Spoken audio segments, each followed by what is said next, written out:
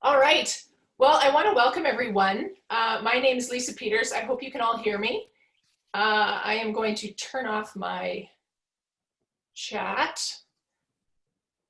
I want to thank everyone for joining us for How to Host a Virtual Fundraiser and taking your fundraising online. It has been a crazy time since March. My name is Lisa Peters. If you have joined us, we're just asking you to stop your video and mute. Thank you. So as I said, my name is Lisa Peters and I'm going to be your facilitator today. Super excited that Lynn and Brendan asked me. I'm in Regina, actually I'm just outside Regina, but have been a planner for almost 30 years. So when March hit, I felt a lot of pain of what a lot of you are feeling. I have worked in charities, not-for-profits, and it's a troubling time. I was there when 9/11 hit, and I was taking a team to Europe 30 days after 9/11. So I get it when there's risk management involved and what are we going to do? So not to this extent, I feel. So when I was asked to be part of this, super excited. I think this is really needed. So a little bit about me. I worked for the Arthritis Society for about 10 years and then left there and did some work in media. And then I worked to the other side, corporate giving. So I started to understand why corporations give to charity groups. Soon after that, I started my own company. It's been 10 years. I own I Inspire Events. We not only do event planning, but we consult and we also teach. I teach event planning at the U of R. And the funny thing is even since, I'm gonna just admit, even since COVID hit, I actually put out a video and one of our speakers was there to help me. And in this time of tech world, that is not a skill set I had. So you're going to introduce, I will introduce you to Kayla at the end, and she's got some information on the online world and not to be scared. What else? So I think that is it for me. I'll give you a bit of the layout, some housekeeping, and then we're going to start. Before we begin, I want to acknowledge that today's event, even though taking place online, the University of Regina's physical home is located on Treaty 4 land, the original territory of the Cree, Saulteaux, Nakota, Dakota, and Lakota's people, the traditional homeland of the Métis. And I have had the privilege of hosting an in-person workshop in corporate sponsorship for the Community Engagement and Research Center a couple years ago when we were allowed to do the in-person. And those of you joining us today from Saskatchewan may know Dr. Lynn Gidluck. She is on the line in the back end somewhere. And through her work, she is with the Community Research Unit you may know her from. Now the Community Research Unit that you may know has a brand new name. As I mentioned, they're now called Community Engagement and Research Center. And that's how many of you came here today. And it more accurately reflects the work they do in our community. The University of Regina's Toolkit workshop series, which provides free professional development sessions, has become super popular in the last few years, and no doubt in the light of cutbacks to your organizations you have faced, many of you have probably been involved. I believe, talking to Lynn, a lot of that is moving online. So on behalf of all of us joining today, I'd like to thank the University of Regina for recognizing the need in our communities and the type of information we are going to learn today. And this particular training session is sponsored by the Canadian Philanthropic Partnership Network. Lynn and her colleague, Dr. Irina Kovrenko, who is a professor at the Johnson Shoyama Graduate School of Public Policy, who I believe might be online today, are the co-leads for the Western hub of this network. So for more information, check out fundersinthewest.ca. And Irina and Lynn are using some of their funds from their grant to put on educational sessions like this one. So thank you to Irina and Lynn for using these funds to benefit our community. We appreciate that. So they did a community assessment and the topic, online fundraising, came up high on the list. So before I introduce today's speakers, I want to give a quick plug out to the national organization that Lynn is on the steering committee of. If anyone has not muted or turned off their video, if you can do that. So before I introduce today's speakers, I want to give a plug to the national organization that Lynn is on the steering committee of, Community Campus Engagement Canada, help promote this webinar today. So we thank them for that because many of you have learned about this event through them. We also encourage all of you who don't know about Community Engage Canada to check them out. Their mandate is to help community partners and post-secondary institutions to do work together to address pressing social and environmental challenges. The website is full of useful information on how to build reciprocal relationships. So that is, I think, it for my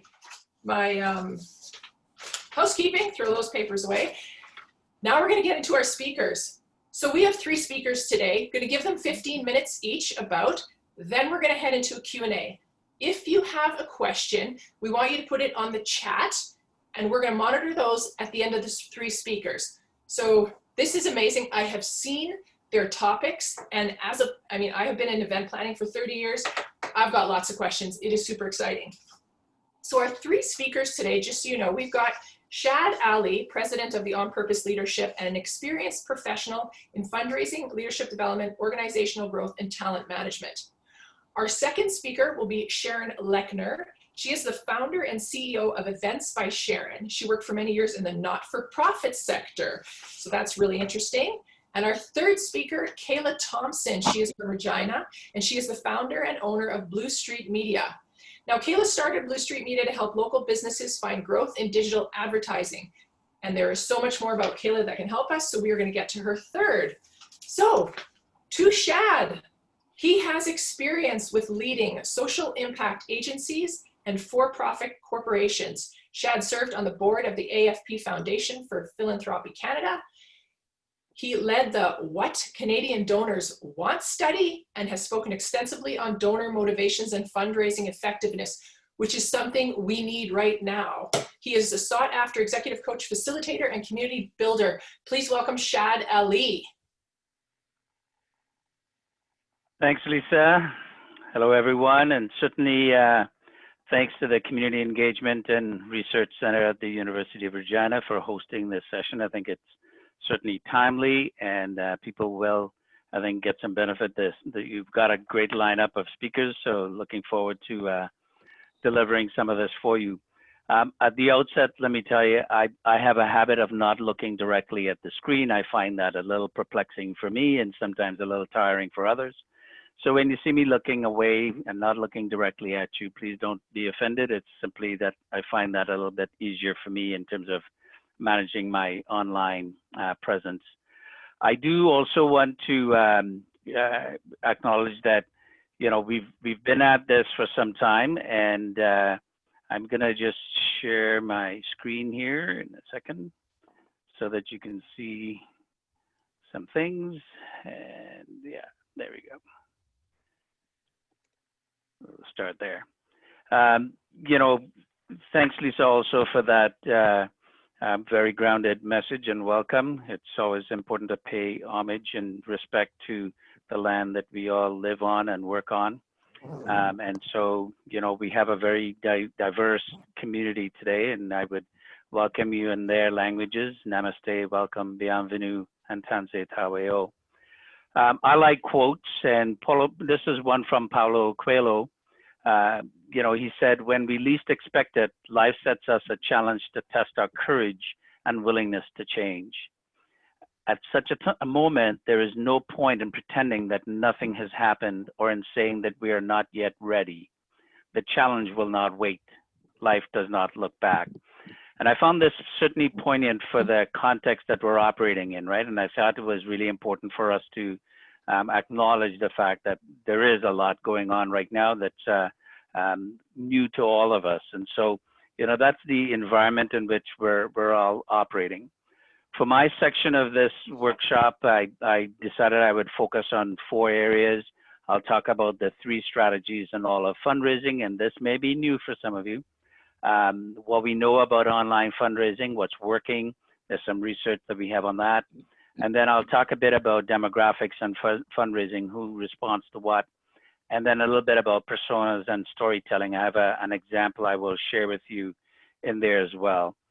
I'm presuming that our slide decks will be made available to you. So there's I've put a ton of information into the slide deck that we will not cover. I'll flag that as well for you. But I provided here a little bit of a definition for myself anyway of what I'm talking about when I talk about online or virtual fundraising. I'm talking about things that might be either campaigns, activities, or events that take place either entirely online or in some cases, online and in person. There's some in-person elements to some of these events and activities that are going on. The other thing I would highlight for you is that when you're thinking about virtual fundraisers, to recognize that they come in many shapes and sizes. So the sky is really the limit in what your organization can think up or spin up and execute. What I would recommend is that you find the virtual mold, as they call it, that fits your organization's mission, your vision, and your values or your guiding principles, and of course, your donor landscape. And I recognize that this can really easily, and you'll hear more about this later on, but this includes everything from auctions, not coins, but auctions, peer-to-peer, self-monitored events, crowdfunding, in celebration, all of those kind of things. So let me dig right in. The three strategies in all of fundraising, and you know, I've debated this with colleagues across the world, and we still keep coming back to it. So the three strategies in all of fundraising is donor acquisition, donor renewal, and donor growth. And the sooner that you can get to focusing your fundraising through those three strategy lenses, the better you will be, the more successful you will be, both in the short term and the long term. So whatever tactics, because basically what I'm telling you is that everything else is tactical. There are either methods or tactics that you can utilize to fundraise. So if you funnel everything through, whether I'm going to use direct mail or online or major gifts or planned giving, anything of that nature, sponsorships, look at how you will acquire your supporters first, then how you will renew them, and then how you will grow the support that you're getting from them. And so in my experience, that's one of the things that's really critical. Why that's really important is that it starts helping you to focus your activities, your energies on donor retention, looking at what your retention rates are, as well as what we often refer to as your reactivation rate.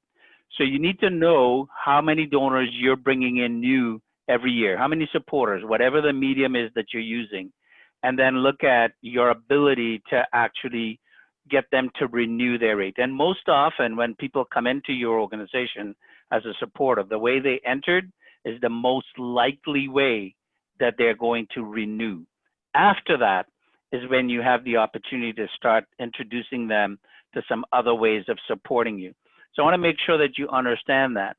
As a result, what I've done is included in the deck a number of questions that I think you need to be asking as an organization.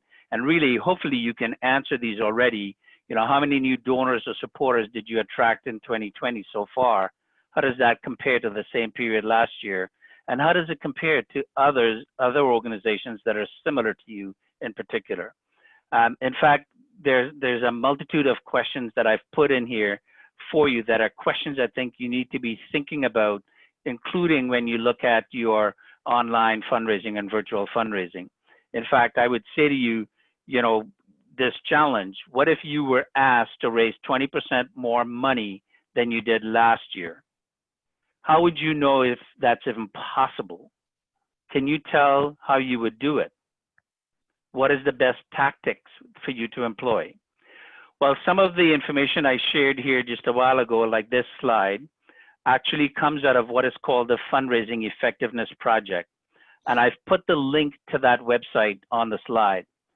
When you get the deck, I highly encourage you to go to that website.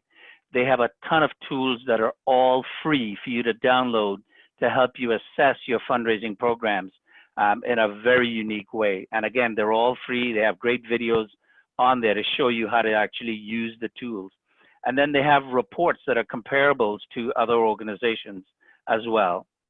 So what do we know about online fundraising, and particularly what is it that's working right now?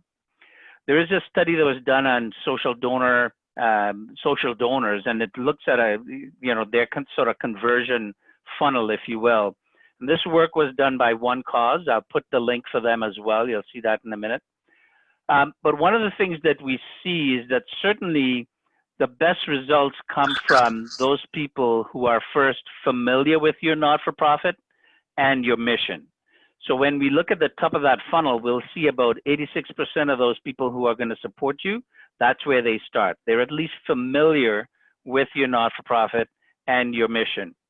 Then we go down the funnel, and of that group, we'll get to 68%, who are the people that are, we say they have favorable giving experiences, and they have favorable feelings towards your nonprofit.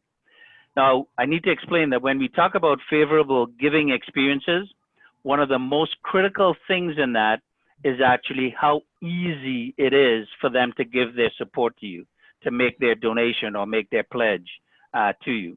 As we go down the funnel, you'll find 54% of those people then are the ones who are likely to donate again and in the same way. Remember that information I gave you earlier about the way that they came in is the way they're likely to renew. And then the funnel will clear down even more yet to 28%.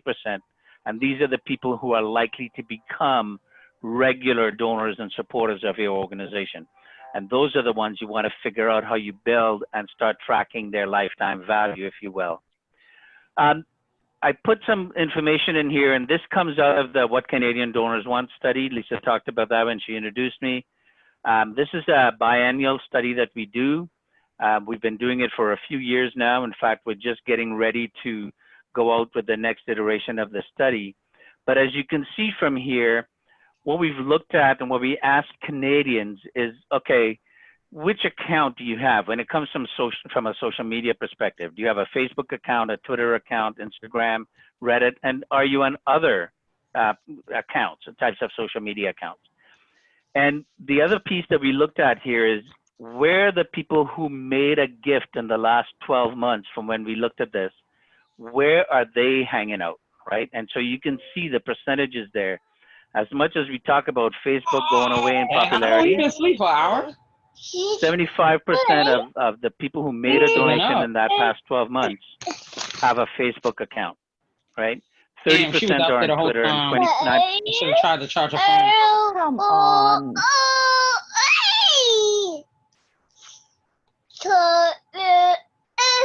Somebody named Risa has their mic on, and we can hear a baby.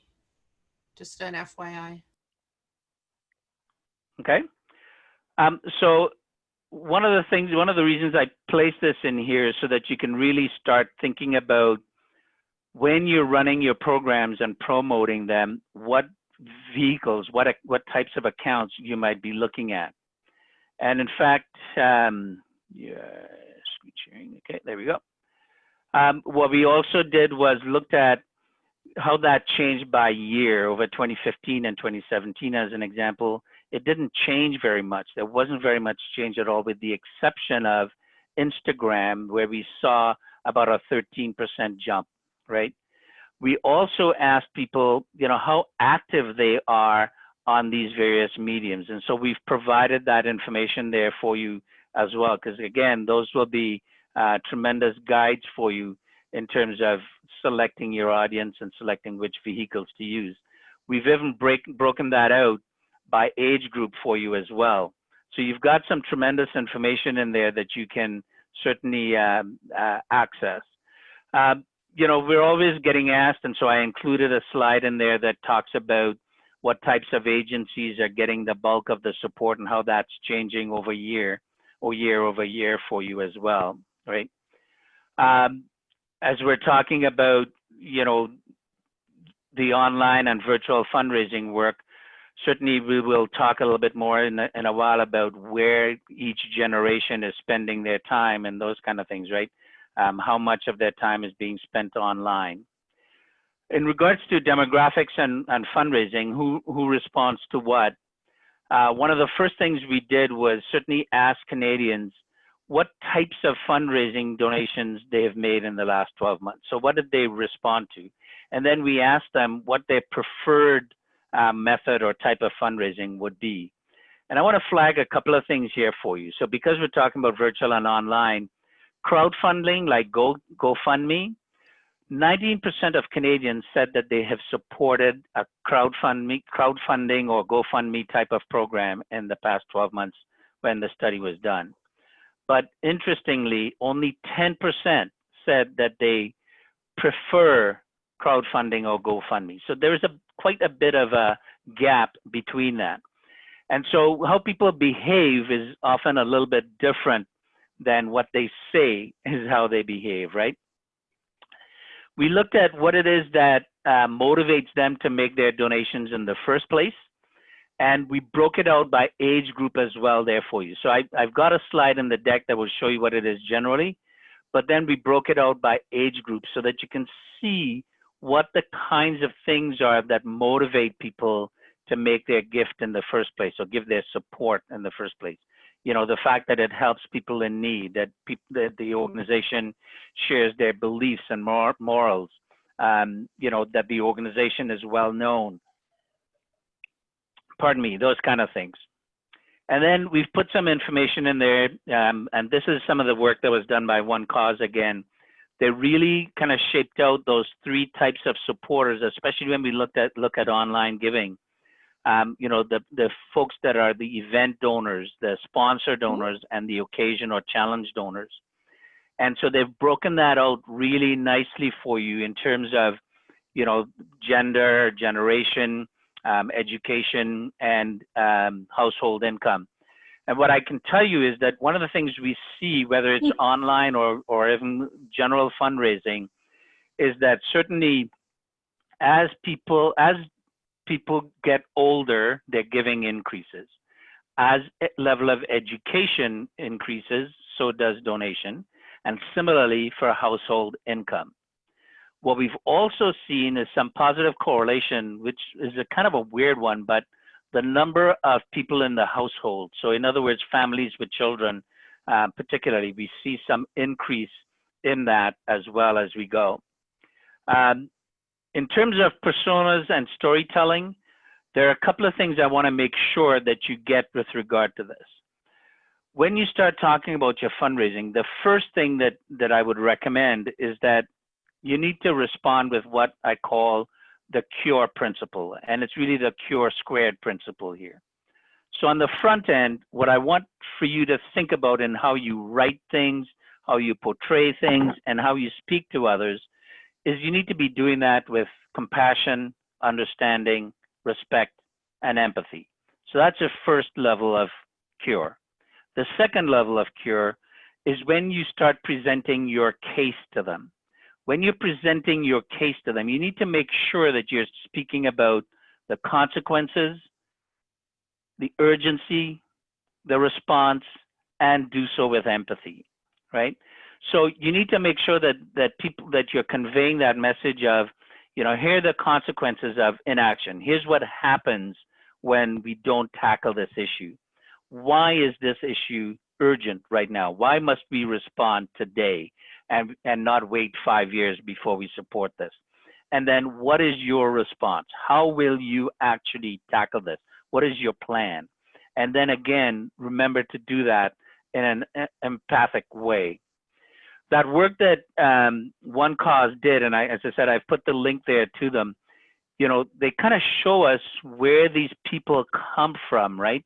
It's not just all the event goers. They're kind of 3 different sort of makes and makeups, if you will, generally speaking. We can break down those personas even further if we start understanding what those people's likes and interests are, what shows they watch on TV, or what sports and activities they like to follow. The more you can find out about those kinds of things, and again, you're looking for patterns and groups of people in your system, right? So you're looking for those patterns to create those personas, because once you have that, you can actually start looking at information such as this that will tell you. And it becomes important because you can see the difference it makes in the level of money that you can get from them. And at the end of the day, I think that's one of the things you're hoping for, is to get money from these folks, right? I'm going to just do one more thing here for a second. I'll stop sharing because I want to share something different with you here in 2 seconds. To show you the impact of storytelling, I chose a video from, I think there might be some folks on here from food banks. This is the Saskatoon Food Bank and Learning Center. I need to register my vehicle, but at the same time,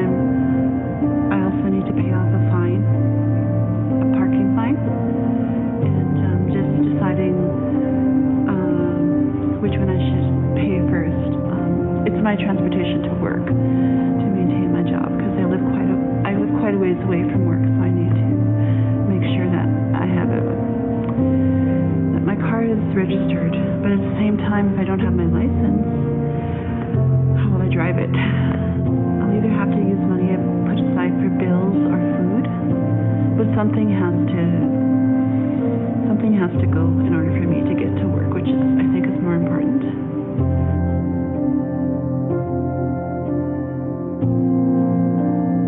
You know, I never thought I'd have to choose between paying for my rent or buying groceries, but that's before I lost my job. In this situation, how can you make the right choice?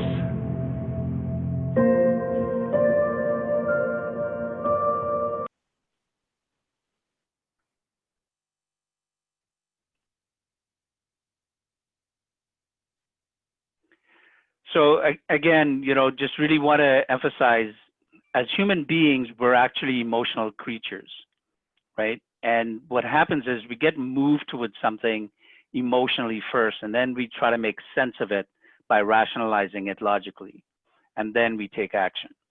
I've put the Regina Food Bank link there, and I put the Saskatoon Food Bank and Learning Center link there for you. You can compare those two organizations or look at other organizations that you see, because those two organizations look at it quite different. And so, you know, I encourage you to try to find those ways that once you find those personas, you look at the people and the causes that you represent and how you can best and most respectfully portray what their interests are. As I said at the start, I like quotes. This is one from St. Francis of Assisi. He said, "Start by doing what's necessary, then do what's possible, and suddenly you're doing the impossible." I know you have huge challenges ahead of you. I want you to know, and I want to thank you for the many ways that you continue to support, strengthen, and uplift people in our community. Know that your work matters and that your efforts are greatly, greatly appreciated. My contact details will be in the slide deck.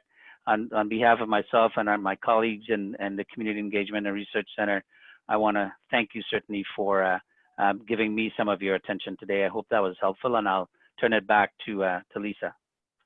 Okay, thank you, Shad. You know, the numbers fly by really quickly, and it was emotional to see that video. And I think people, besides the numbers, I was always told that fundraising is numbers. You have to make the numbers work, and you have shared them with us. And I think allowing people to see the slide deck, because if you weren't taking a picture of it, you didn't catch it fast enough. Amazing information for you to share all that. Many times as not-for-profit charity groups, we can't afford the training sometimes. We can't afford, and I have been in that situation many years ago. So thank you, Shad. You are, that was amazing. What I want to comment is that powerful video. And I'm not sure if I mentioned, I also host a talk show in Regina, and I just interviewed the food bank. And as much as that video probably was professionally done, and I'm sure it cost thousands of dollars, I want everyone to know watching that you can do that too with your iPhone. Don't wait until something's perfect. You have a message, don't wait. So amazing video. So thank you very much for that. All right, well, we are going to go into our next speaker. If you have joined us, please remember to put your phone on mute, or sorry, put your screen on mute as well as stop your video. All right, so our next speaker, I have Sharon Lechner. Sharon Lechner is the founder and CEO of Events by Sharon. She's worked for many years in the not-for-profit sector as CEO of the Elgin St. Thomas United Way and district manager for the Canadian Red Cross. In 2011, Sharon struck out on her own as a full-time event planner. She specializes in fundraising events, including online auction software, and is now working with existing clients in moving their events to hybrid virtual platforms. So please welcome Sharon Lechner. I am. Hello, everyone. First of all, thank you very much for inviting me to be part of this panel today. I'm very honored and excited to be here. As Lisa said, I spent many years in the not-for-profit sector, both with United Way and the Canadian Red Cross, and many different roles. And then I pivoted to my own fundraising event planning company in 2011. And certainly fundraising and events are my two big passions. My next thing I'm going to be working on is actually a virtual event strategist certification, so I can help my clients in the not-for-profit sector even more. But certainly these are really challenging times that the not-for-profit and charitable sectors are facing.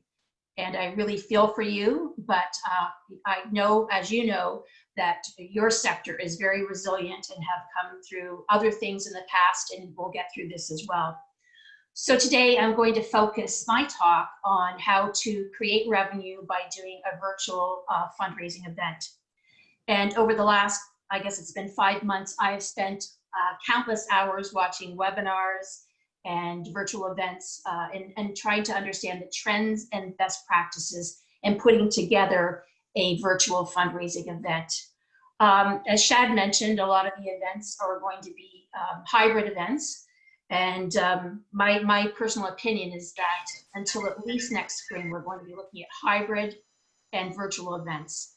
So one of the hybrid events that I'm already involved with is a memorial golf tournament taking place in my area in Ontario on September 19th.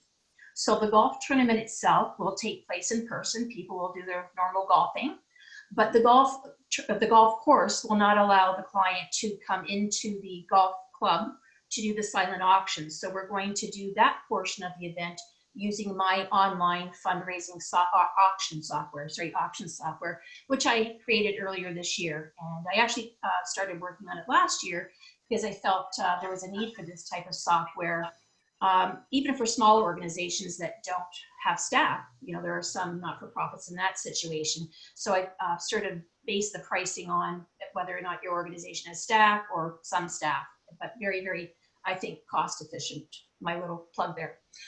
So I mentioned the golf tournament. Another organization I have been working with on their event since 2014 is L'Arche London. I'm not sure if you're familiar with L'Arche, but it was funded by Jean Vanier, and L'Arche helps people with intellectual disabilities. So for many years, I have been working on their big gala that they do at the Doubletree by Hilton in London. And this past year, we had 550 people on February 28th, and then COVID happened. So we were very grateful that we were able to fully do that event in its intended format. But we are now starting to plan for the February 2021 event, and starting out from the perspective that it's probably going to be a hybrid event. In Ontario, we are currently allowed to have 50 people attend a live event, which isn't many when you're starting with 550 people in our previous format. So we are looking at a smaller venue where we'll have 50 people, possibly more people by February, but who knows. And then the rest will be done on a fundraising virtual platform. So I also want to talk about signature events. I imagine a lot of your organizations do annual events, signature events that grow from year to year. And I think just events in general can be tweaked. So for instance, the United Way of Toronto does an event called their annual stair climb. And they climb the CN Tower, inside the CN Tower. And some people carry washing machines on their backs or refrigerators, all kinds of stuff. So when I worked in London in 1995, when I was just getting into fundraising events, I started the United Way stair climb in London. So what we had people do is climb a 21-story building. After I worked in London, I moved to the community I'm in now, which just has 30,000 people. And we don't have any high-rise buildings. So I thought, well, how can we pivot that type of event here? And what we did is we moved the event into our arena, and we had people climb up and down the stairs for the same amount of climbing that would have been involved in climbing the 21-story building. But fast forward to 2020, the United Way in Toronto is now making their stair climb a virtual event. And what better event to make a virtual event than a walk where you can walk in the comfort of your home, maybe around your block with your social distancing friends, or even do some sort of other exercise. So that is definitely an example of an event that can be pivoted to a virtual event. I'm also involved with the Walk for Alzheimer's in my community. I've been doing that, I'm going to say, for about 8 years as well. And we pivoted to a totally virtual event in June this year. And again, we encourage people to walk with their friends or do any kind of exercise in the comfort of their homes or bike around their neighborhood. And we made the decision, our chapter, that when 2021 comes around, even if it's safe to do a live event at that time, we want to keep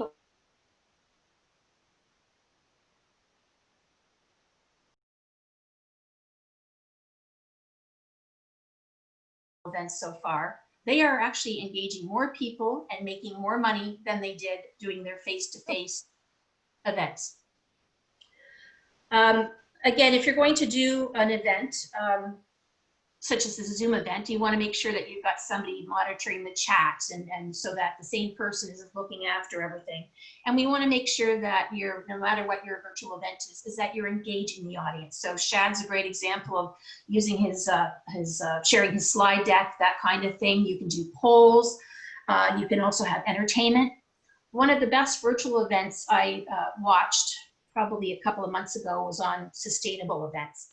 And they actually had a Jeopardy game. And so all of the categories across the top that you would normally see on Jeopardy were things to do with the environment and climate change. And it was really engaging. And apparently you can purchase the Jeopardy software at a very budget-friendly price. So that's something to make, you know, your event fun and educational at the same time.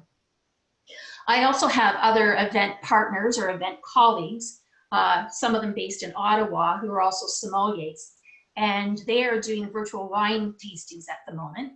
So one of my contacts had told me recently that she's charging $45 to do a wine tasting on Zoom, and I believe the cost per person is $45.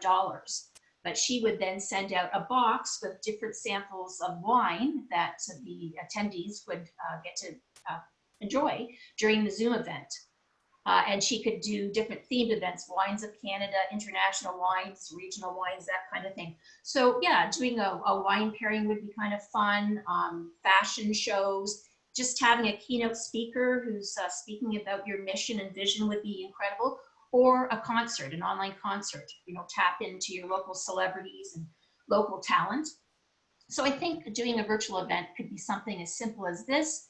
And you could add on the fundraising component of having an off-site, an online auction, or you could even do a small live auction and have people bid in the chat box.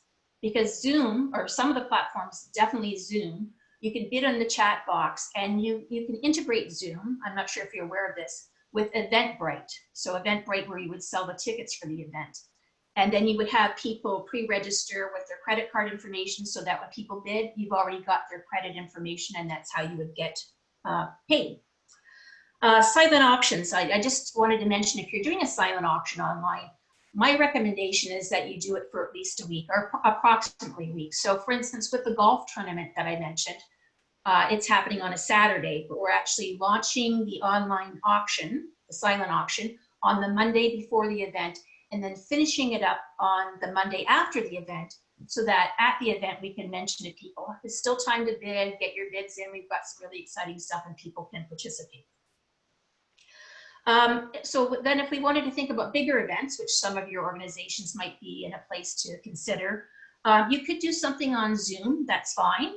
Zoom it has me worried a little bit just because sometimes Zoom isn't working. I don't know if this happened in your area, it probably did, but on Monday morning, Zoom was completely inoperable and I felt really bad for anyone who might have had an event. So I do know that some of my event colleagues are using different platforms, and one that I'm hearing great things about is Feedloop, P-H-E-E-D-L-O-O-P. So Feedloop, I'm hearing, is very cost effective, and you would still want to have AV people, just as we have 8 people on this call today. The event I attended on Feedloop a week ago, hosted by an AV company, even had a little tab where you could, you know, click on the AV button to see what people are doing behind the scenes. But it's really important that you've got someone on your platform who would welcome people just like you would at a registration desk, and another volunteer to help people navigate the software because it could be unfamiliar to you and you want to make sure you're hearing all the important information and visiting exhibits, that kind of thing. And again, you can spend well over $10,000 on platforms, but I'm hearing Feedloop is very cost effective. And again, Zoom, you can do at a very good price. Another thing that I would consider that you think about is the event experience. So when people attend a live event, they want to go and have an event experience. They want to go look at the silent auction items. They want to have a drink. They want to hear the speakers. They want to have the experience. So there's things that we can do to mimic or imitate those type of things on a virtual event. And one of the things I really love are conference boxes. I'm not sure if you've received one yet or heard about them, but if you're doing an event, a virtual event, you're saving your cost on your venue, although your platform where you're doing the event that then becomes your venue. But you're probably saving on food and beverage, although you could, still arrange for that. People could, pick up their meal or have a local caterer deliver it, that type of thing. But the conference boxes are a great thing that you could put in things to do with the event. So information about the event could go in there. There could be a recipe for, your quarantini or signature event that relates to the event. Or I have to show you, I received a little one a couple of months ago. It's probably not mirroring, but this was 4 samples of tea. So when you open it up, and I'm going to tell you, I already drank the tea, but there were 4 samples of tea and some office supplies, and even 2 sample bottles of Banff vodka, which we did a mixology sort of experience at the end of the event. So these are great ways to, brand your brand the items that you're putting in it by putting your sponsor information on it. Another thing that you can do is there are virtual entertainers. At one of the events that I was at about a month ago, we had a virtual entertainer who was on a unicycle 7 feet off the ground, and he was juggling 3 balls while changing his clothes. And when we did that portion of the event, we had everyone turn on their video so he could see everyone and engage with them. And he did a great job of doing that without moving more than 2 feet in his front hallway. So there are definitely people who are doing a great job of entertaining people virtually. And I think that breaks up the event so you're not just listening to all the speakers and making it completely about business, I guess you would say. Another way to engage the sponsors on Zoom, you can have your sponsor host a breakout room. Or even at the end of the day, they could perhaps sponsor a networking event. So another event I attended, I'd say a couple of months ago, did a fantastic job of engaging their sponsors. So it was almost like attending a big show when you logged on to the platform, a curtain opened and you saw your menu of things that you could participate in. And when you clicked on the sponsors, it took us to the individual sponsors, where they had representatives from each sponsor who you could speak to, have a live chat with. They had links to their website, a link to their video, and a link to the programs and products that they offer. And also, they tied this into gamification. I'm not sure if you're familiar with that, but how that worked was every time you went and visited a sponsor, you earned points towards a door prize that was awarded at the end of the event. So there's some great ways to engage sponsors. You can even put them on your online auction software, all kinds of opportunities for branding. Another type of fundraising activity that you can do that I think lends itself very well to a virtual event is a fund a need. And fund a needs are doing really well on virtual events right now. And I have been doing fund a needs with, I would say, most of my events for many, many years. And how it works is it's basically a fund a need is a live auction where instead of winning an item, an auction item, you are bidding on programs and services that the organization is trying to raise money for. So for instance, last year I did a golf tournament for the Aga Khan Foundation, and we did a fund a need after dinner, and it raised $29,000. So we had a speaker come and talk about a hospital in Afghanistan that they wanted to build. And we had a video that played after the speaker. And then you have people bid on different levels. So, and a lot of these people, I should mention, you can engage even before you do the events. You do have some donors in place. But I'm going to give you a random example of, say, Big Brothers, Big Sisters. So if you were doing a fund a need, you could create a PowerPoint. And you could ask that the top level be, say, $2,000. And say for $2,000, if you bid in your chat box, you can sponsor a Big Brother, Big Sister match for the month of September.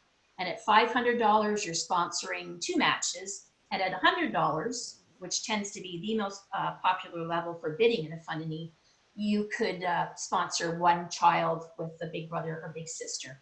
So again, very friendly, works very well with Zoom. Just bid in the chat box. And again, you've got people's credit card information if you have them register on something like Eventbrite. And the last thing I wanted to mention to you today was an event I heard about called the Ungala. And I recently did a video, a Zoom interview with Kimberly Kane, who is the executive director of the South Huron Hospital Foundation. So they did this Ungala in June.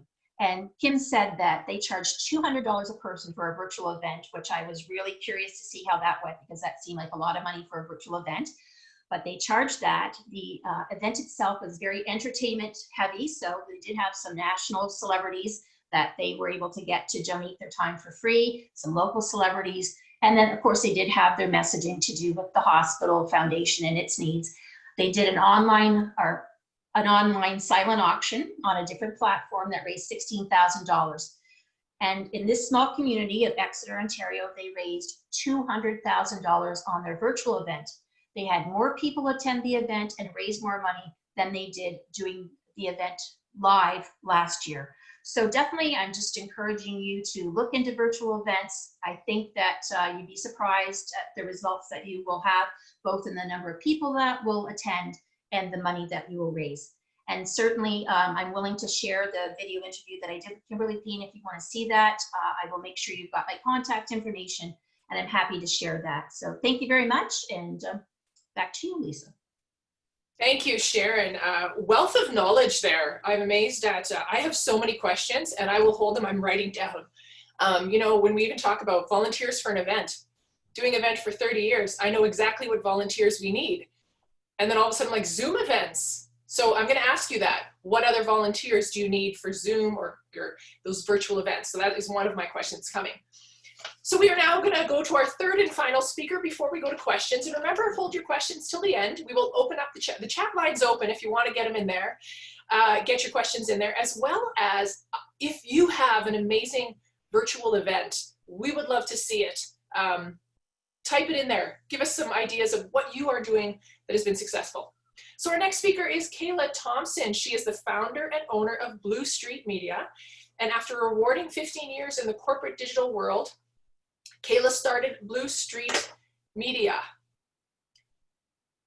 to help local businesses find growth in digital advertising. Working within constantly changing advertising and technology sectors, Kayla specializes in building clients' trust by working hand in hand to establish needs and wants, develop a solid advertising platform, and maintain and grow customer audiences.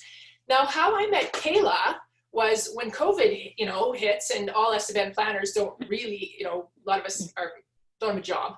A lot of events are canceled. I have an event planning, I teach event planning, and I made a video series, and that's about where I stop. And Kayla helped me to get it online. She helped me market it. She helped me put it out there. So I owe a lot to Kayla. So when I asked her here today, we have also worked together on another project, and we're going to talk about that, about monitoring during Zoom calls. Maybe Kayla will cover that, but I've got questions about that. So please welcome Kayla Thompson.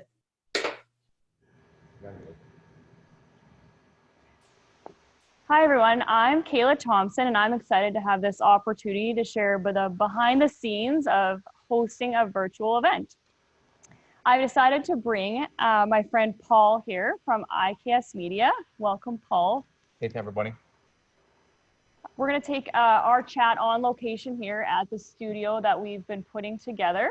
We wanted to show you how to produce virtual events and some that we're working on now.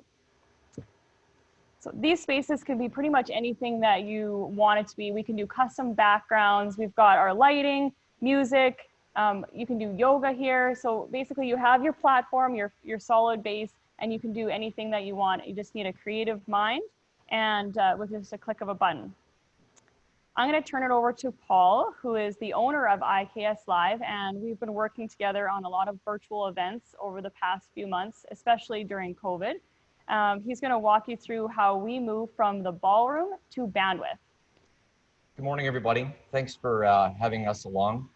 First of all, I want to say welcome to our studio. We're in Studio A, which is under construction at our offices here in Regina. Both Studio A and Studio B, which is currently live and on air on Facebook Live right now, we're both built around the streaming platform. So we're very much a Facebook family here at IKS. We're very fortunate that we can provide compelling content every day, have grown our business on Facebook, both through the live and the social media side.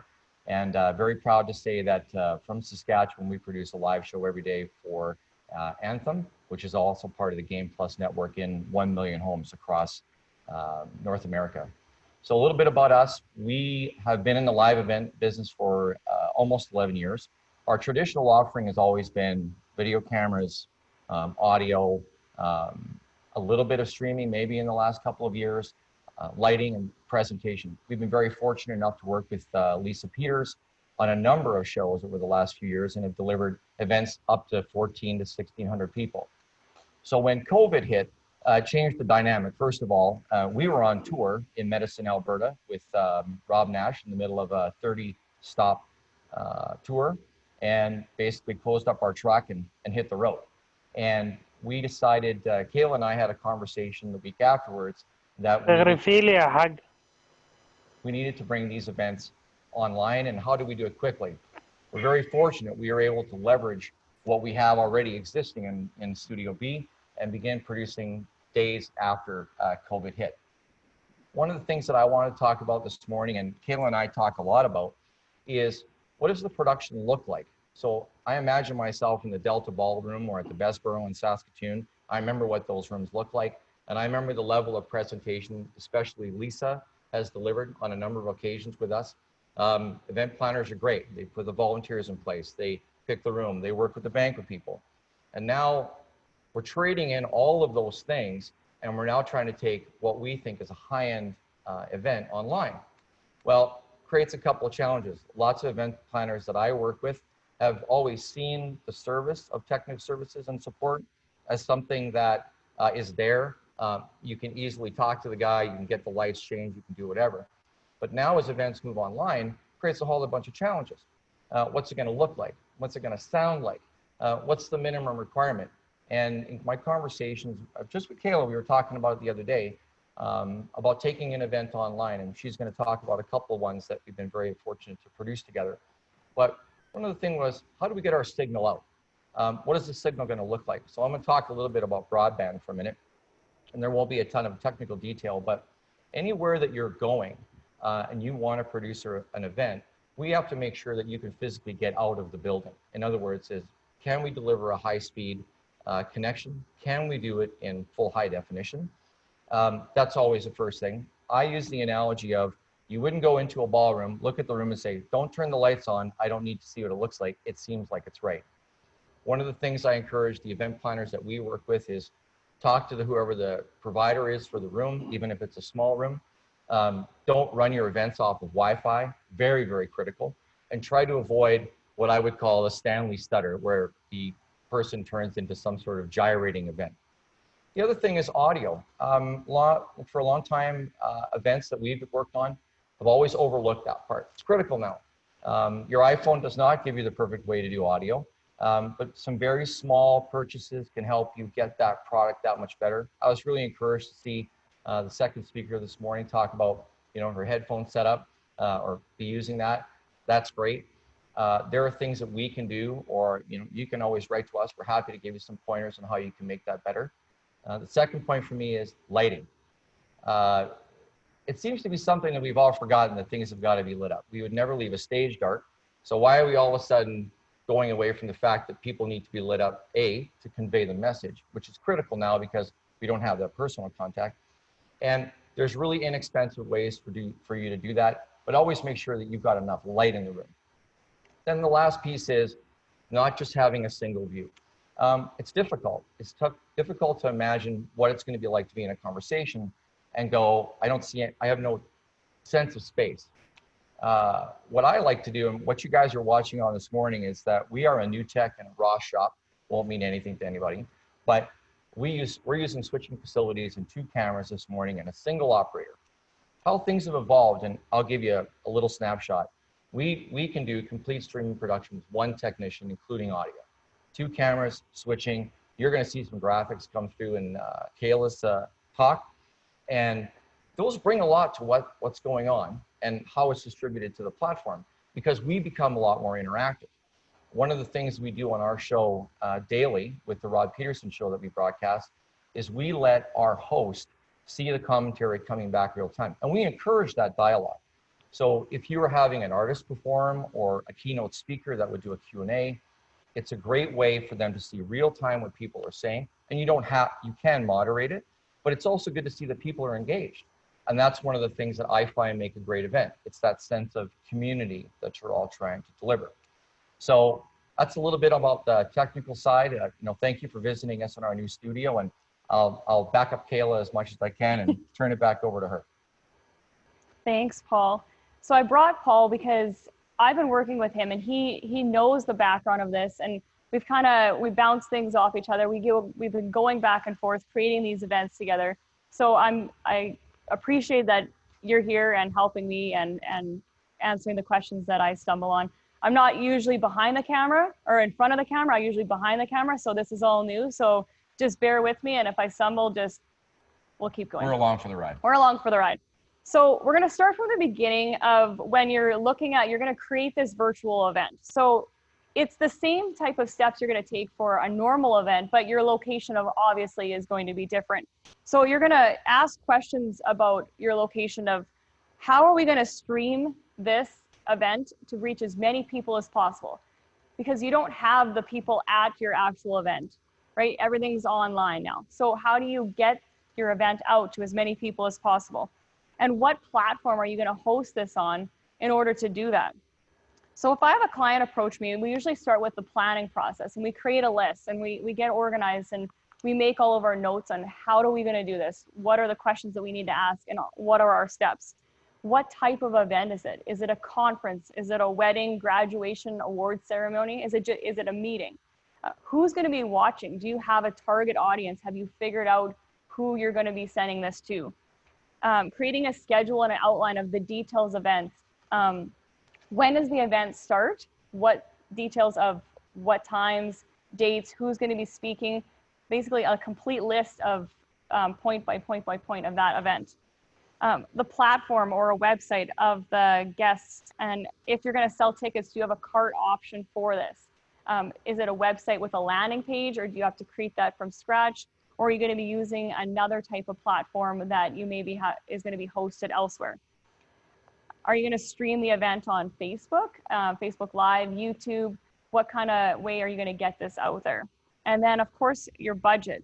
The budget can affect on how you're going to produce it, on what platform, what way you're going to stream it, all of that. So making sure that you have all of the costs recorded and that ahead of time helps with your planning process.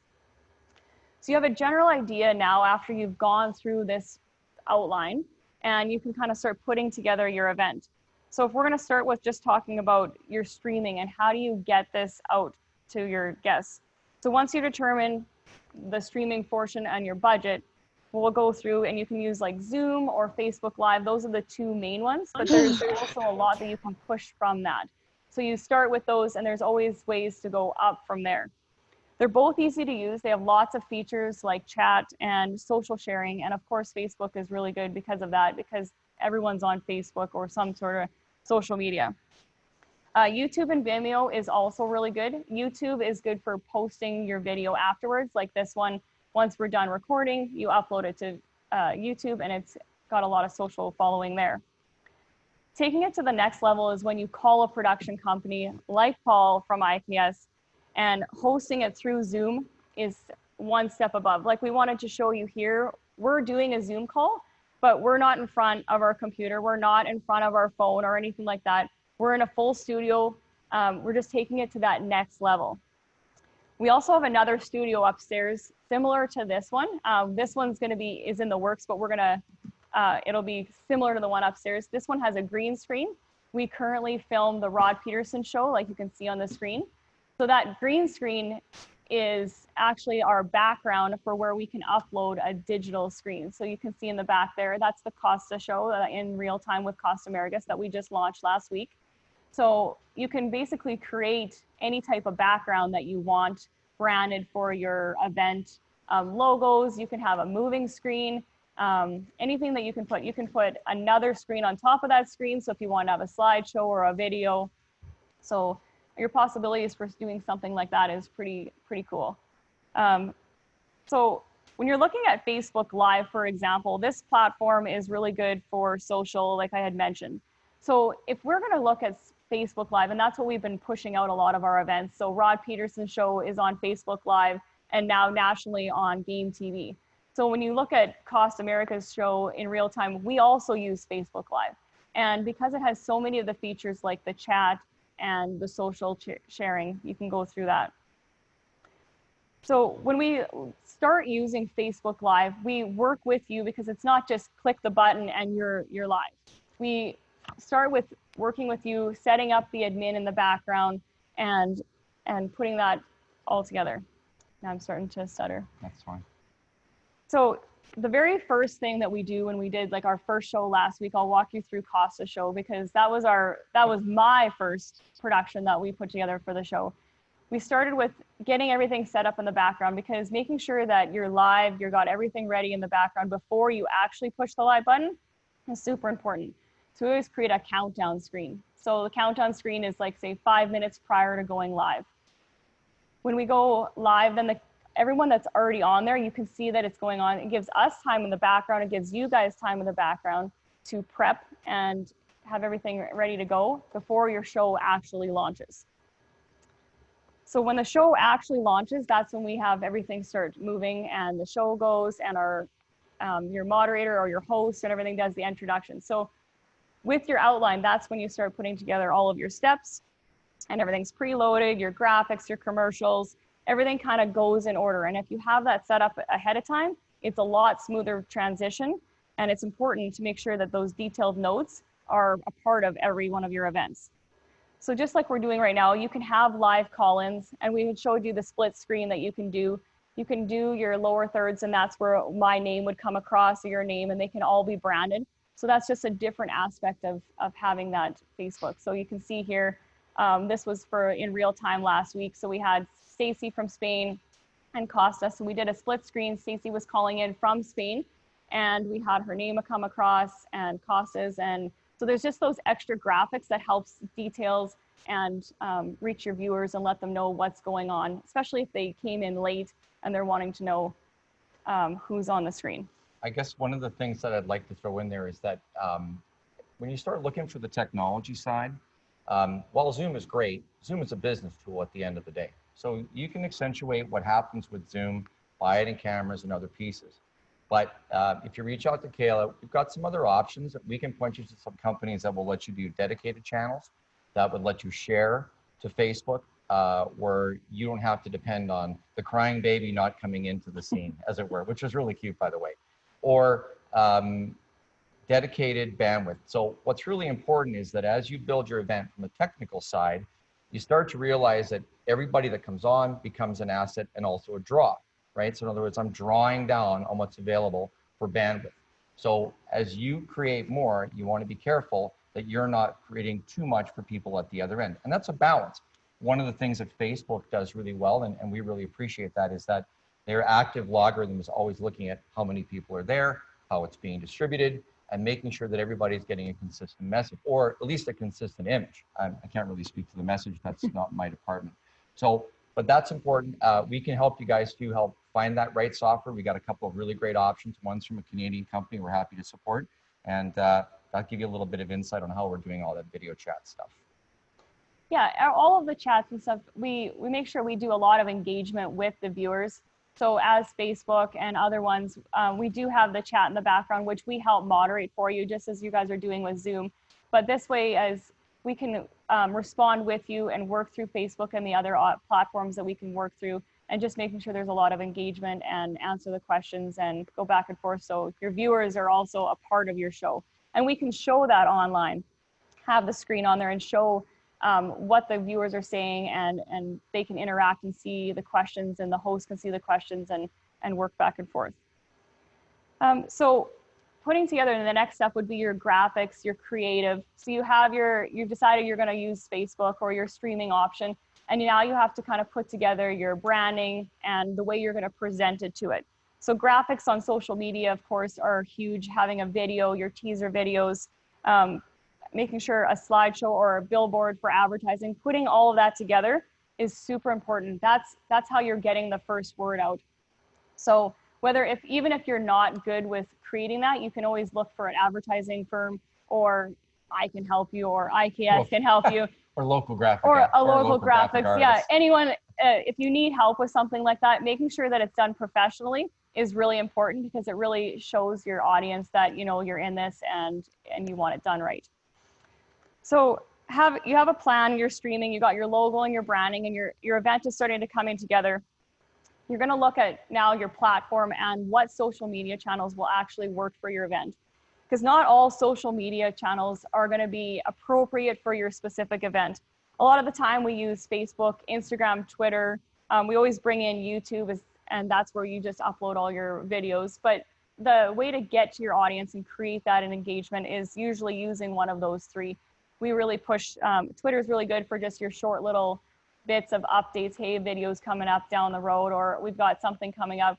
Facebook, of course, you can create your events on there, do your posts, a lot of the scheduling. There's analytics behind all of that. You can boost posts. You can do specific targets that will push to those. All those analytics are going to be great for when you're creating your advertising portfolio down the road.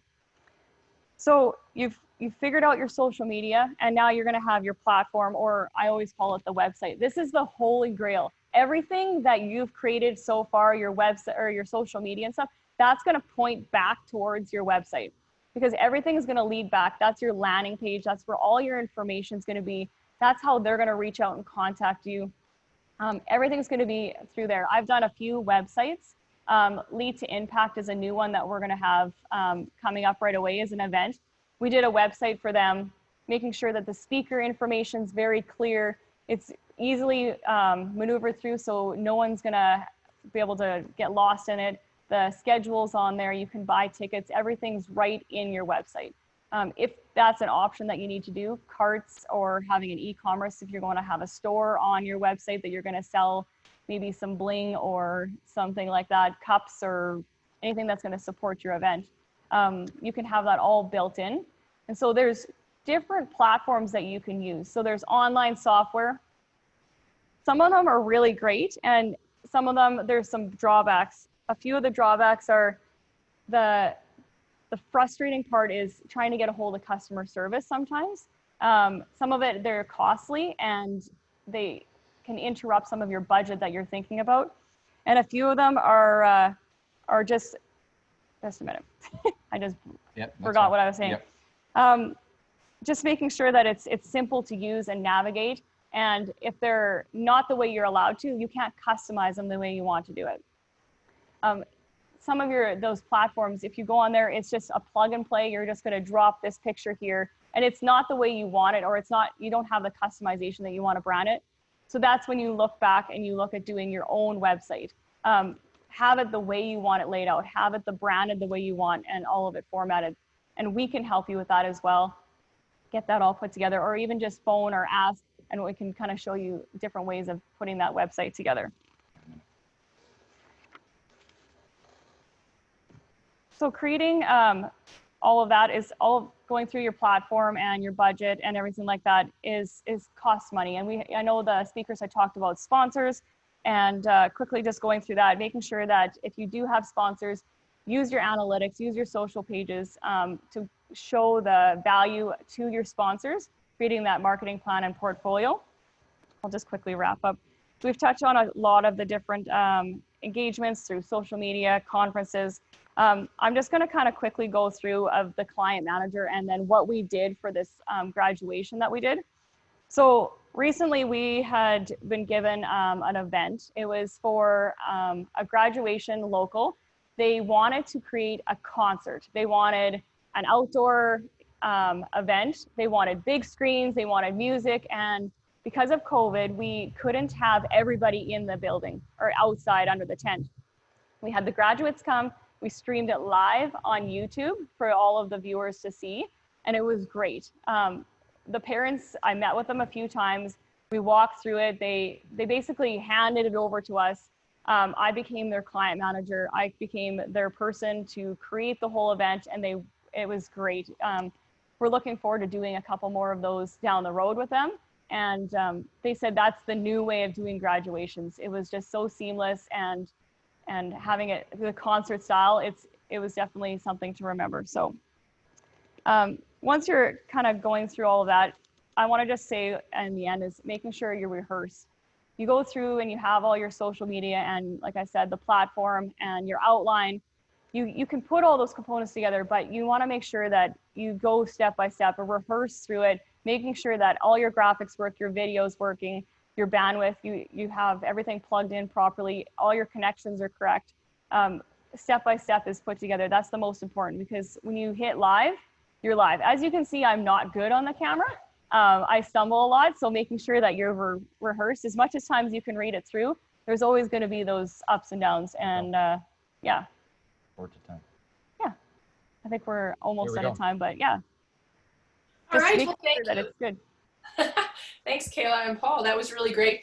And I think definitely noting that when you have major sponsors involved and they are putting money into your event, they expect a certain level of recognition, you know? And this comes at all levels. It could be something like a simple graphic, but it also could be something so much bigger, moving graphics, whatever. So definitely cost is an issue with many, but thank you for joining us. So we're going to open up the chat line now and try and see if I can get through to some questions. Definitely where we can get copies of the slides from this first speaker, Shad had asked. And Sean, he's going to make them available at the Center for Distribution. And Shad has left his email there, lead@onpurpose.ca. That was a great presentation full of numbers, so definitely take that. And all right, so we want you to get any questions you have in here. I've got it open. I've got our speakers if they want to come back on. I see Sharon, I see Shad. If Kayla wants to come back on, if there's any questions. I definitely want to start, Sharon, you had mentioned about volunteers. So you have a big event. We all know, we've been doing events forever. We know exactly the volunteers. I bring up old events, volunteers. When you're doing a virtual event on your own, you may have someone running the back end. What are, if you can, I mean, Kayla can jump in too, but the volunteers required. You've got someone running the back end. You've got someone welcoming guests. You know, can you help us out there? I would say I would start with it would depend on the size of the platform. So we were talking about feed loop initially. So I'd mentioned that, you know, you can think of your platform as your venue. It's the same thing. So just the rooms on the platform are the same as the rooms at your venue. So you've got your ballroom per se, where you would have your speaker or your main event and your speakers. But then, you know, there's usually a registration table at an event. So you can have volunteers on the registration table. So when people come in, they check in and know what to expect. Then you can have a volunteer also help navigate people, as I mentioned. And then just, you know, your MC, that kind of thing. I think, you know, some of it can be done online and some of it can be done offline. I think there's, as Kayla was mentioning, there's a lot of marketing and promotion that can be done online. So it could even be having the volunteers, you know, help create the virtual flyer for the event and sharing the event and getting the word out about the event. But yeah, oh, I'm sorry, I forgot one very important one is a green room, having a volunteer manage the green room. So if you've got speakers and your MC, they would you know, check into your green room on the platform, and you could have a volunteer responsible for letting the speakers know when they're going on and what to expect. Great. Again, if you have questions, jump in. I'll keep asking. Shad. So can I add a couple of things to Sharon's comments, if you don't mind? You know, I think we've worked with a couple of clients, and for us, our event team, you know, we work on things like the fireworks festival, which brings 65,000 people together over 2 days, versus We just worked on the Volunteer Management Conference for Volunteer Canada and VMPC. So first and foremost, and I know Sharon will agree, you got to think as well about the safety and protection of your volunteers when you're bringing them together, right? So remember, you do need to also prepare adequately for that for them.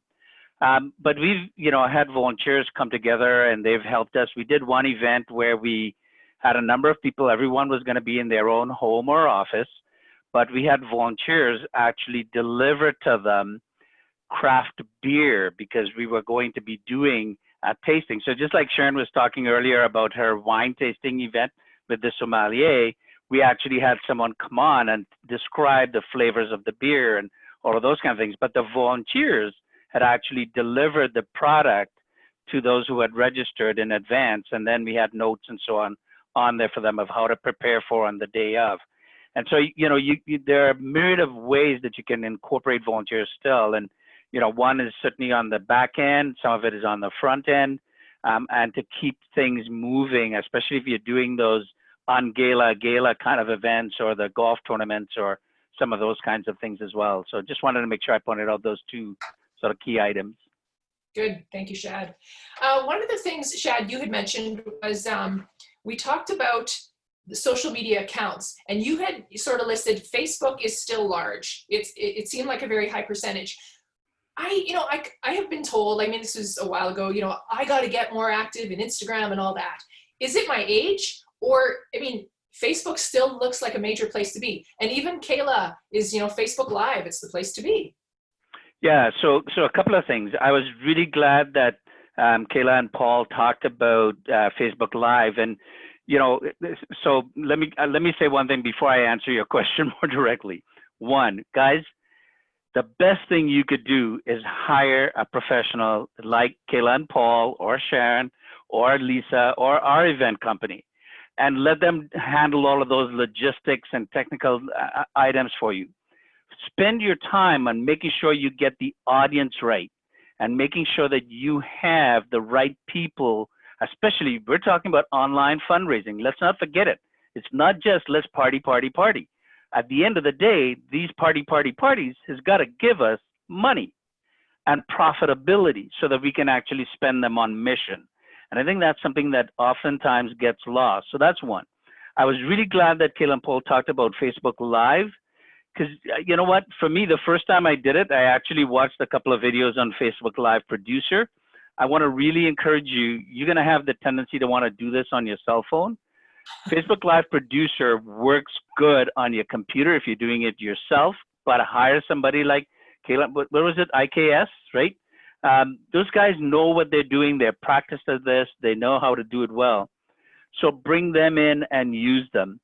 The key that we have found, to answer your question more directly, is that you have to figure out who the audience is. So when I talked about those personas, if you're looking at an 18 to 34-year-old, you're going to find them more likely on Instagram than on Facebook. But remember, a lot of them are still on Facebook, right? So how you market, how you do that collateral support, if you guys were just talking about sponsor support, where you're going to put those sponsor tags and those links to say, thanks to the sponsor, really depends on which audience they are trying to find and connect with, right? So that's the piece I would say that really helps to dictate. It's not about you.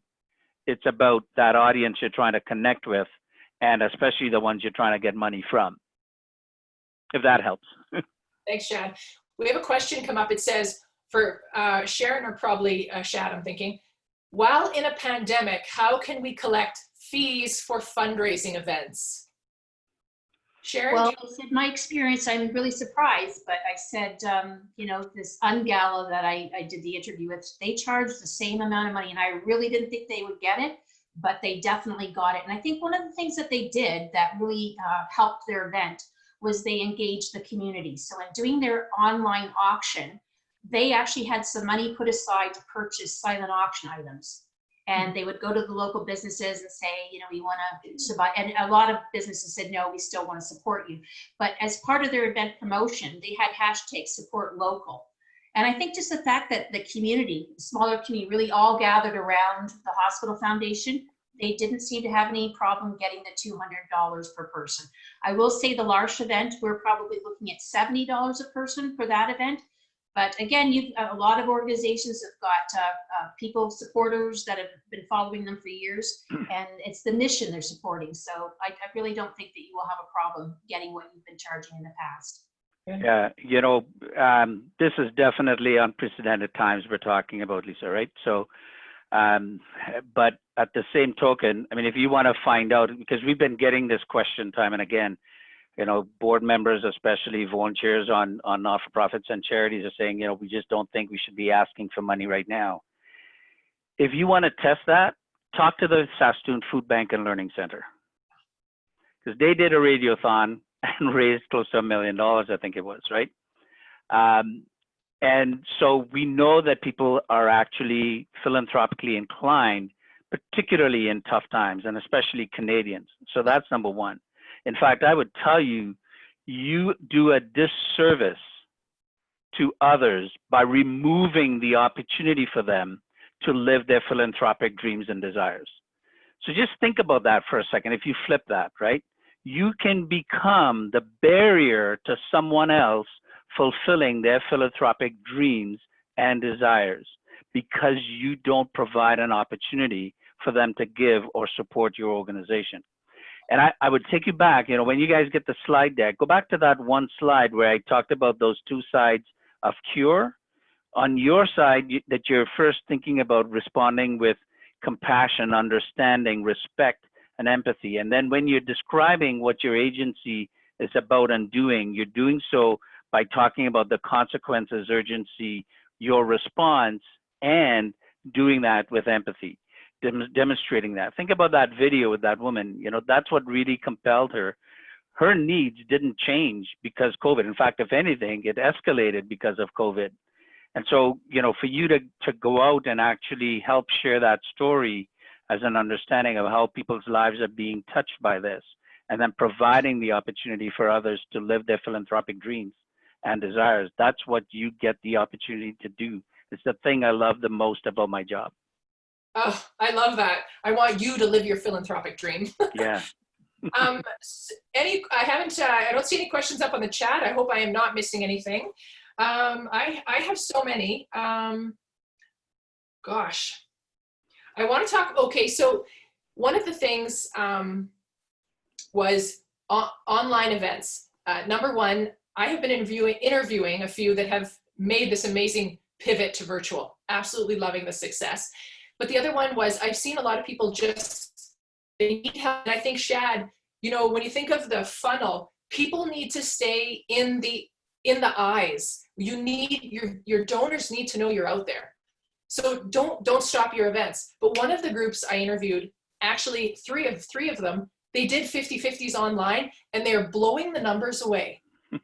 They're double what they thought. The Regina Red Sox is doing phenomenal, and Regina Cat Rescue, kicking butt. So what I want to ask, probably Kayla, I don't know if I'm hoping she'll come back here, is about creating, you have your websites or you have your Facebook.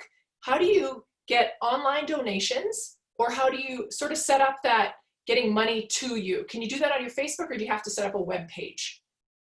I would put it onto your website. You can have a donation page. So you can have like a little button, or you can have your cart, and everything would be set up through PayPal, or if you already have Stripe or Square, you can have that all funneled through into your bank for that specific event. And then you can watch it, and then you get notifications set up in the background so you can keep track of when tickets are sold, or if there is a donation and who it's coming from. You can also set up within that receipts that are going to go back to that person if it's going to be a donation, so it's a tax receipt that they can write off. So that's usually a really important. A lot of people ask that when they do a donation, is this going to be a tax receipt that they can use? So. Yeah, and I know, Kayla, that's amazing, because the more direct you can make it, again, from that one slide, the easier you can make it for the person to make that donation or purchase or those pledge.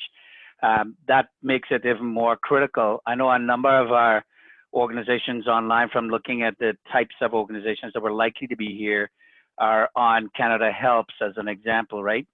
And so if you're there, there are a couple of tools that are within Canada Helps that can help you with your peer-to-peer or friends asking friends kind of programs, or, those kind of things. So, place it, I agree with Kayla, put it on your website. Bottom line, put it everywhere, really, because you need to be tweeting it out. You need to getting it on Instagram. You need to have it on your Facebook page. When Kayla and Paul were talking about the bottom thirds, make sure that the link to your auction or your donation page or those kind of things are in there, so that people get reminded, and whoever your speakers are, that they're actually reminding people that, look, we are doing this event. It is a lot of fun. The entertainment is great. The beer and wine is fantastic, but we need your donation support, or we need your auction pledge, right? So make sure that you're really reinforcing that along the way. Good.